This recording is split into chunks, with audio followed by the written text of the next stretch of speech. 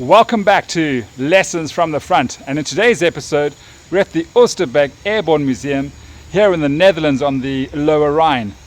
Behind me is the subject of today's interest, the M4A4 Sherman tank.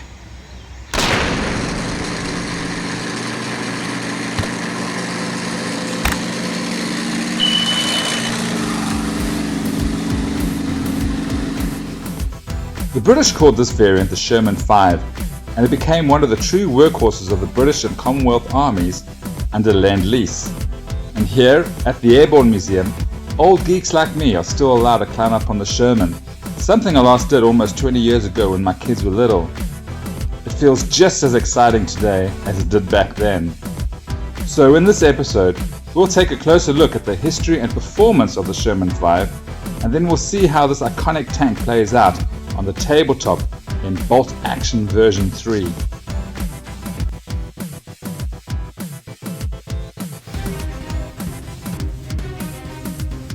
The M4 Sherman was a standard Allied medium tank of the Second World War, and it came in many different versions.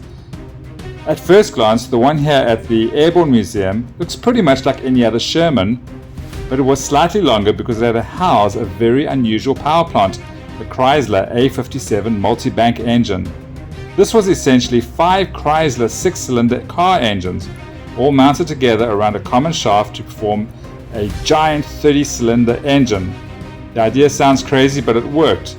The multi-bank produced over 400 horsepower and was most importantly built very quickly and in great numbers. Crews sometimes joked that it took 5 mechanics to keep 5 engines running, but in practice it was a surprisingly reliable solution to America's wartime production demands. Between 1942 and 43, Chrysler built more than 7,000 M4A4s. The US Army preferred other versions, so almost all of these were shipped abroad under Lend-Lease.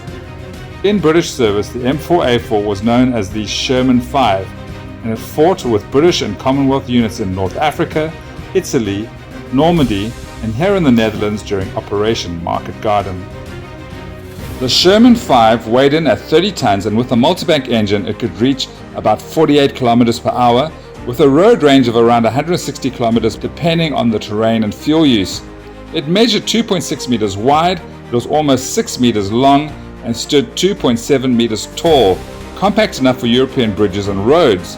The Sherman V used the vertical volute spring suspension system, or the VVSS, simple, rugged and reliable, which made maintenance in the field much easier for its crews.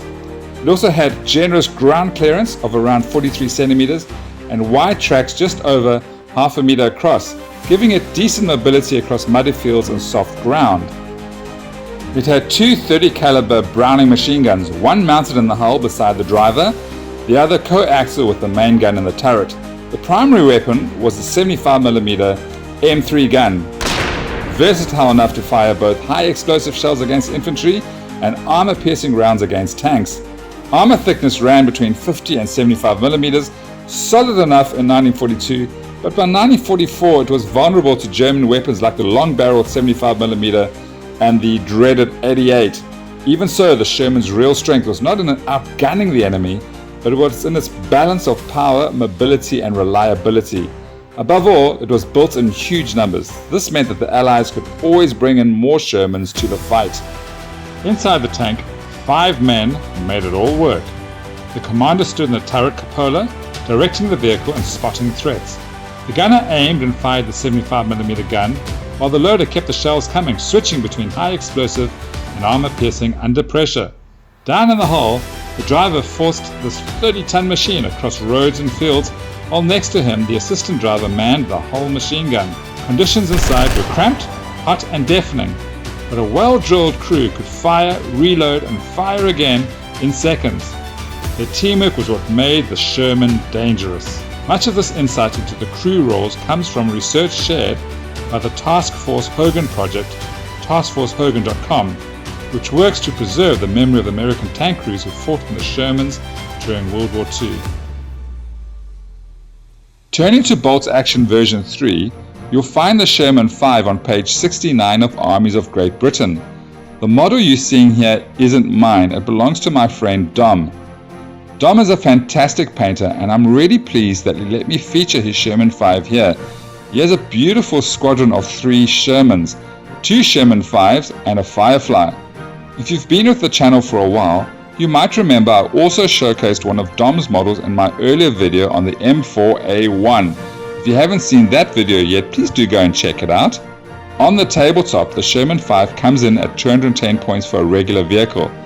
As a tracked vehicle, it has an advanced move of 9 inches off-road, and as a medium tank it has a damage value of 9+. The main armament is a turret-mounted medium anti-tank gun.